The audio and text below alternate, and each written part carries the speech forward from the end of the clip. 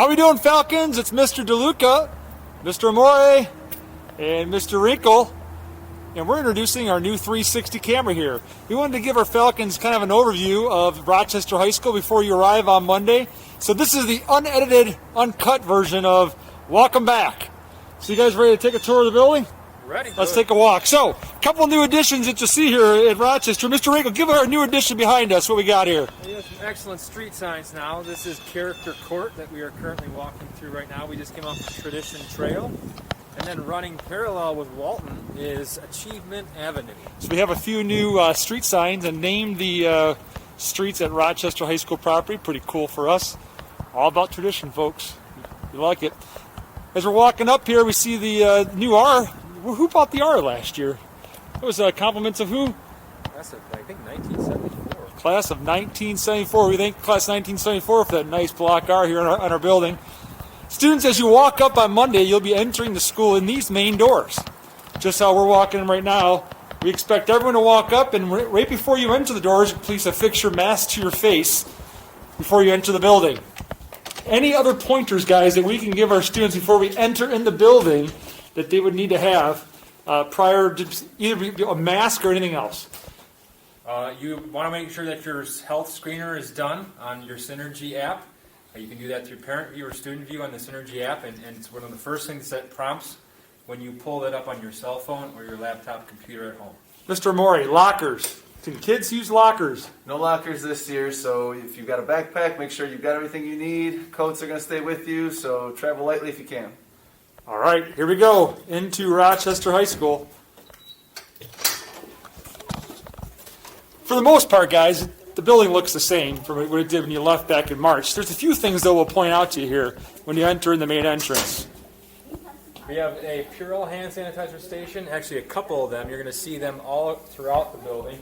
We're going to see stands like this one right here between the two columns, or sanitizer stations like this one over here on the wall. Those are all throughout the school in just about every hallway and every corridor. For our parents and students at home, using a 360 camera right now, you can drag and drop and move up and down and see what we're looking at right now in the school.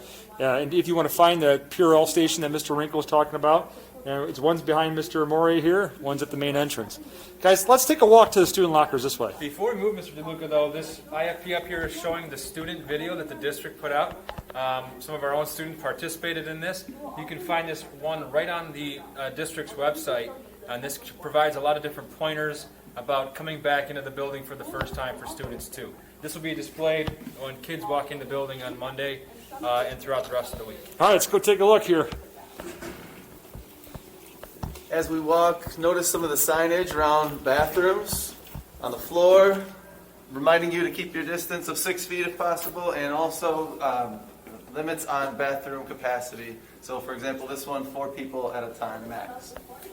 One of the questions that we were getting recently was, are students able to use the bathrooms? Whoa, stop. Time out, Mr. Wrinkle. Whoa. Time out. Take a look to your left, everybody, here on your camera. Just you drag out your left. Yep, sorry. Can we give a little update on what we're going to see in the hallways right now? Well, yeah, before I get back to the bathroom thing, we have added a lot of new murals to the building. Oh, yeah. We're going to pass by quite a few of them. This is one of our first. Then, kids, you're going to see this as soon as you walk in the building.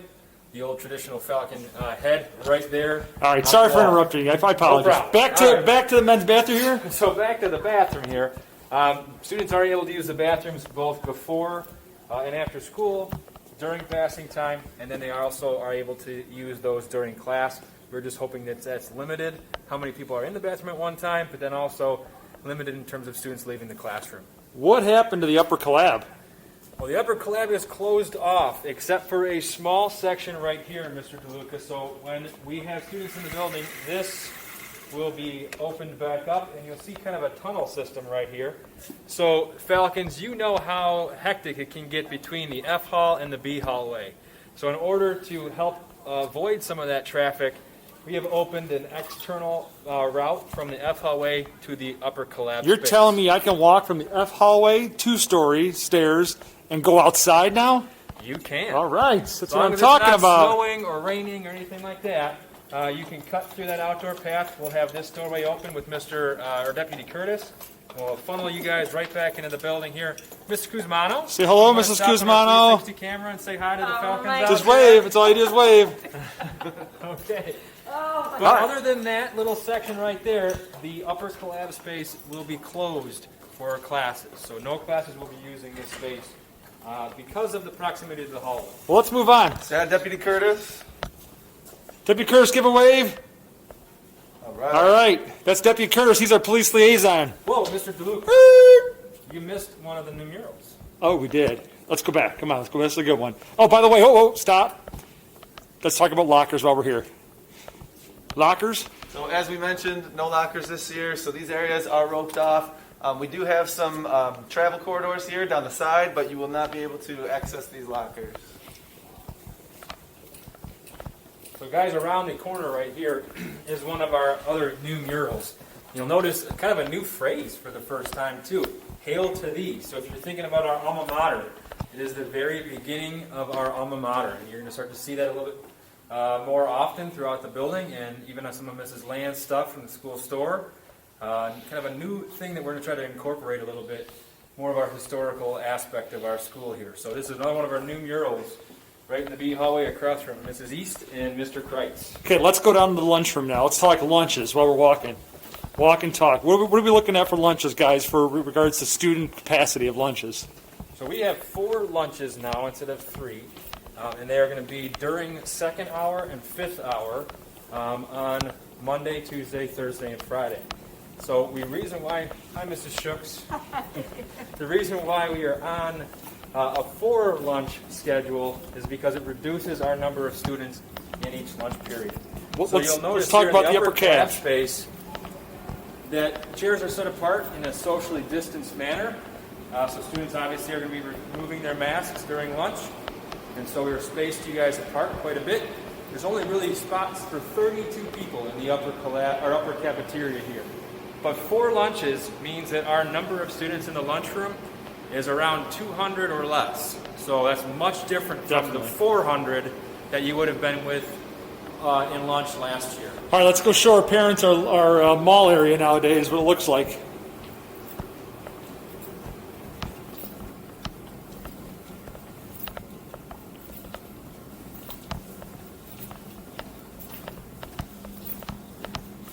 And I'm going to stand in the middle here so they can kind of pan around. Perfect.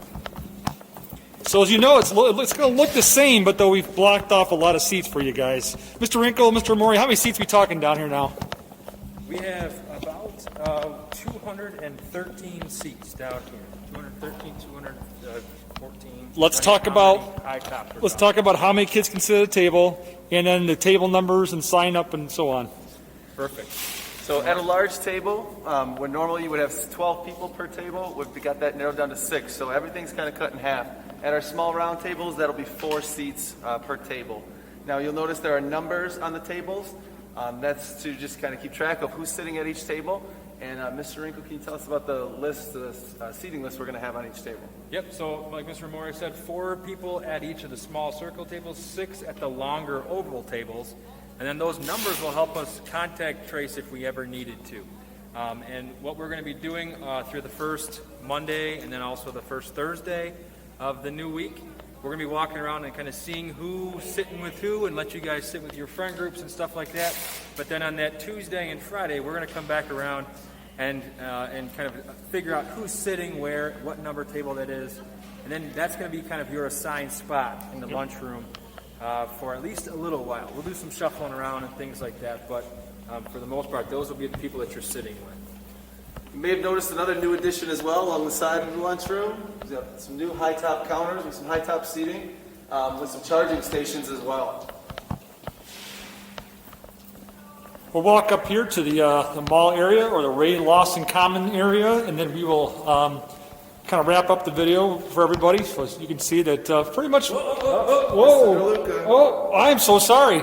I made a mistake. If you're on the 360 video right now and you pan down to the floor, you will see another sign directing you one-way traffic up and down stairways. My goodness. All of our stairwells have that marking on there, again, just helping to coordinate the flow of traffic throughout the building. Students, one of the things that you're going to also notice on the floor when you get in here the next week are arrows, and those arrows will signify directional traffic throughout all of our hallways in the building. Well, Mr. Wrinkle, Mr. Mori, it was nice going around the building for some of the new procedures and protocols we have in place at Rochester. But kids, for the most part, we are excited to have you back on Monday. Seeing our ninth graders come on Wednesday night was awesome to see them go around the building, and just having students and staff back in the building has just been an amazing experience to kind of go through after 8 months and not having anyone in here. So we're looking forward to you guys coming back. Final words for our students. It's been quiet around here for a long time, so we're eager to have you back, and can't wait to get some excitement back in the building again. Mr. Wrinkle. My last thing I would say, just real quick, is that there's a lot of different things here right now in terms of things that are preparing us for COVID and preventing COVID.